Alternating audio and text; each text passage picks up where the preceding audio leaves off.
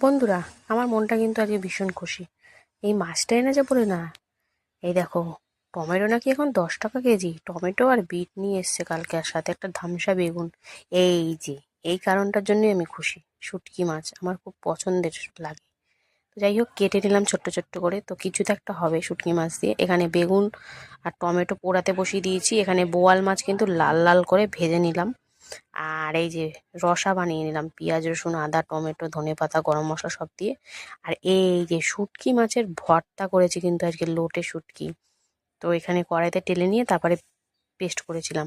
আর এই যে খেতে দিয়ে দিলাম ভাত, শুটকি ভর্তা, বেগুন ভর্তা আর বোয়াল মাছের রসা। তো বেগুন ভর্তা দিয়ে তো সুন্দর করে মেখে খেয়ে নিল প্রথমে, লঙ্কা ছাড়া তাও আবার। আর শুটকি ভর্তাটা বন্ধুরা যা হয়েছে না, কর্তামশাই ফিদা হয়ে গেছে। তারপরে বোয়াল মাছটা ঢেলে নিয়ে সুন্দর করে মাখামাখি করে একদম দারুণভাবে খেয়ে নিলাম। তো এইভাবেই কিন্তু আজকের খাওয়া দাওয়াটা পুরো জমে গেছিল। আলু ছাড়াই একদম ফাটাফাটি হয়ে গেছে দুপুরের খাবার, কি বলো?